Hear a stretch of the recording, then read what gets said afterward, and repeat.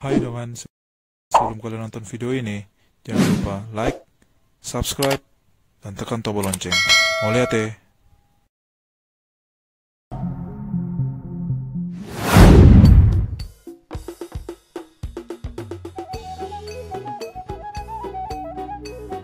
Horas dongan, seperti kita ketahui, daerah Tapanuli adalah daerah asal-usul masyarakat Batak berada.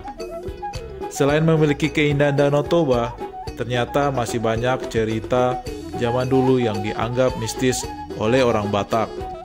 Bahkan, ada beberapa batu yang bersejarah dan dipercaya orang Batak mempunyai cerita mistis. Bahkan sampai saat ini, lokasi batu tersebut sudah menjadi objek wisata dan banyak yang berkunjung ke sana. Dari liputan yang kami dapat, berikut ini ada 8 batu yang mempunyai cerita mistis.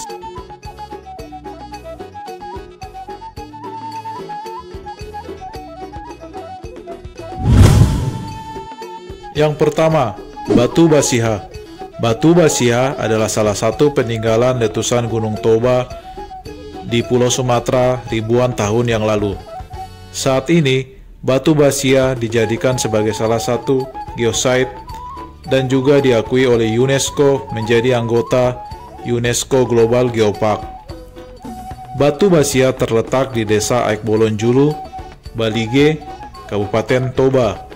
Berdasarkan cerita masyarakat di sana, bahwa Batu Basiha berasal dari bahasa Batak yang mempunyai arti batu sianhau, atau dalam bahasa Indonesia adalah batu yang berasal dari kayu. Batu Basiha ini terbentuk dari tumpukan kayu yang rencananya untuk membangun sebuah rumah adat Batak Toba oleh Opung Manggak Napitupulu. Tumpukan kayu yang akan dijadikan rumah ini disambar petir dan berubah menjadi batu.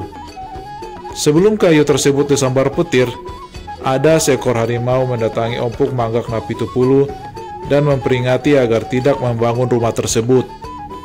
Dan setelah itu, kayu itu disambar petir dan berubah menjadi batu yang tersusun rapi seperti kayu.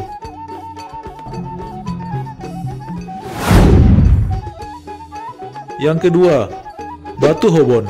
Lokasi Batu Hobon terletak di kaki Pusuk Buhit, Cianjur Mula-Mula, Kabupaten Samosir. Batu ini berdiameter kurang lebih 1 meter dan memiliki rongga.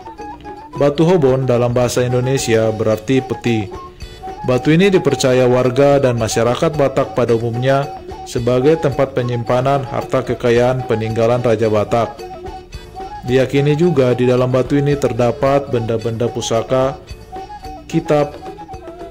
Kitab ini berisi juga ajaran nilai leluhur dan juga ada alat musik Batak.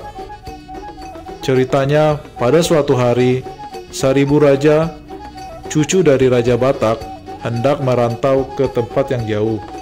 Sebelumnya, dia mendapatkan banyak warisan dari opungnya Raja Batak.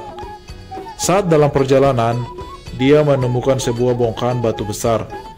Dengan kekuatan yang dimilikinya, maka dia membuat batu tersebut seperti peti. Setelah itu, dia menyimpan seluruh harta karun itu dan menutupnya kembali. Menurut cerita, batu ini tidak dapat dibongkar. Dan ada beberapa yang ingin mencoba membongkar paksa atau membukanya, mereka terkena musibah. Yang ketiga, Batu Guru. Batu Guru terletak di Nainggolan, Kabupaten Samosir. Kesakralan batu ini berawal dari terjadinya pertikaian raja-raja penguasa di Samosir. Karena kemampuan mereka, akhirnya terciptalah 2 batu. Satu di darat dan lainnya terlempar ke tengah Danau Toba. Batu ini selalu bergerak di Danau Toba dan sering berpindah-pindah tempat, sehingga cukup meresahkan penduduk saat itu. Suatu ketika diadakanlah sayembara dengan bertujuan agar tetap pada posisinya dan tidak bergerak lagi. Akhirnya, satu-satunya orang yang bisa menaklukkannya adalah Datu Parulas. Setelah berhasil mendiamkan batu itu, Masyarakat Nainggolan pun memberinya gelar yaitu Batu Guru Datu Parulas. Ternyata batu ini memiliki hubungan filosofi Batak. Ternyata batu ini ditopang 3 buah batu. Sama seperti halnya filosofi Batak yang sering disebutkan Dalihan Natolu.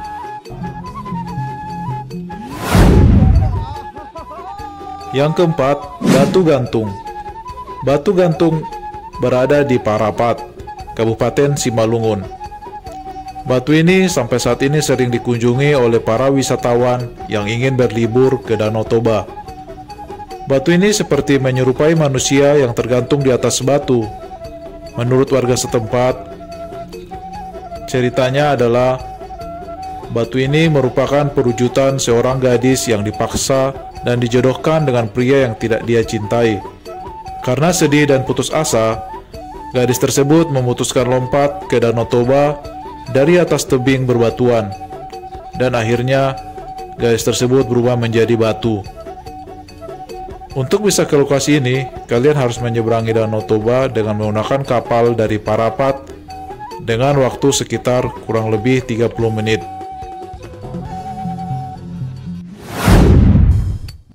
Yang kelima, Batu Marosa.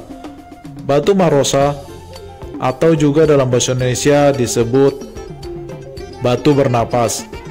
Batu ini terletak di Parmonang Huta, Simanindo, Kabupaten Samosir. Batu Marosa ini belum banyak yang mengetahuinya. Batu ini memiliki rongga dan seperti sedang bernapas dan juga dapat mengembuskan udara.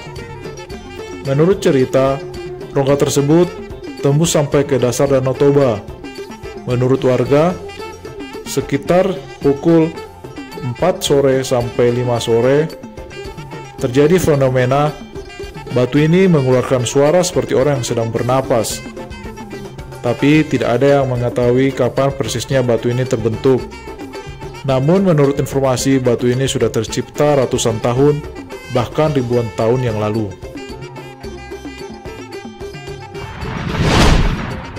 Yang keenam, Batu Cawan. Batu cawan terletak di Pusuk Buhit. Batu ini berbentuk seperti cawan dan dijadikan sebagai tempat permandian pada zaman dulu. Jaraknya 3 km dari desa Limbong. Batu cawan ini dianggap sebagai lokasi yang keramat oleh warga sekitar. Dahulu batu cawan dijadikan sebagai kolam permandian raja.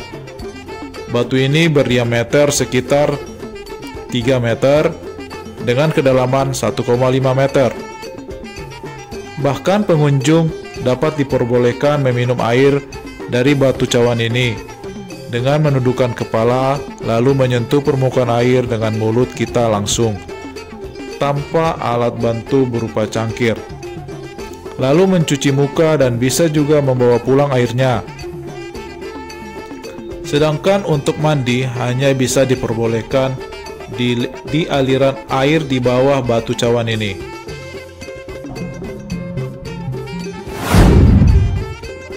Yang ketujuh, Batu Maropa. Batu Maropa berada di Desa Tamba, Kecamatan Sitiotio, Kabupaten Samosir. Batu ini seperti sedang saling memangku. Menurut cerita dari warga, ada sepasang saudara kandung menjalin asmara yang terlarang. Semenjak kedekatan mereka terlihat berbeda dari hubungan kakak adik lainnya. Akhirnya kedua orang tua itu sepakat untuk memisahkan mereka. Yang laki-laki diantar ke rumah tulang dan perempuan tetap berada bersama orang tua, dengan harapan mereka tidak bertemu lagi. Namun ternyata hal yang mereka lakukan menjadi sia-sia. Mereka pun berusaha untuk bisa bertemu, hingga suatu hari mereka pergi ke hutan bersama kelompok masyarakat situ, bersama-sama mencari kayu bakar. Namun, di tengah pencarian kayu bakar, mereka menjauh dari kelompok mereka, sehingga kuat dugaan mereka sedang melakukan hubungan asmara di hutan. Hingga malam tiba tidak kunjung datang. Pada esok hari, orang tua mereka memutuskan untuk mencari mereka ke hutan tersebut, hingga menemukan jejak mereka dan ternyata jejak tersebut sudah berubah menjadi dua batu yang saling memangku. Cerita ini mengingatkan kita bahwa hubungan asmara saudara kandung sangat dilarang keras.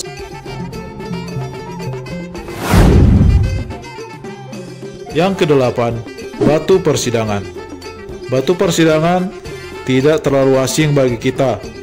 Buat kalian pasti sudah banyak yang mengetahui tentang batu ini. Lokasi batu ini berada di Huta Sialagan, Kecamatan Simanindo, Kabupaten Samosir. Batu ini dibuat menjadi beberapa kursi.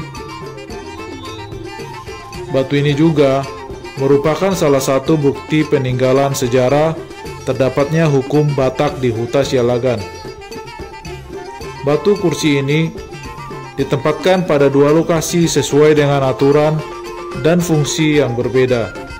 Batu pertama yaitu batu berbentuk kursi yang melingkari sebuah meja yang terbuat dari batu. Batu ini digunakan sebagai tempat rapat dan kursi untuk raja, para tokoh adat, dan juga permasyuri. Batu yang kedua, batu yang digunakan sebagai tempat mengeksekusi orang-orang yang melanggar hukum adat atau para penjahat dengan hukuman mati. Batu ini berbentuk memanjang dan para terdakwa akan dibaringkan di atasnya lalu dibenggal kepala pelaku oleh datu.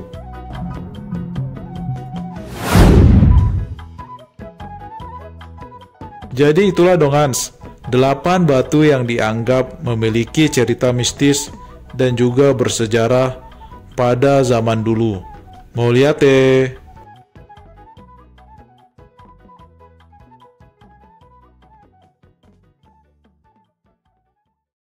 Jangan lupa like, subscribe, dan tekan tombol lonceng. Mau lihat deh?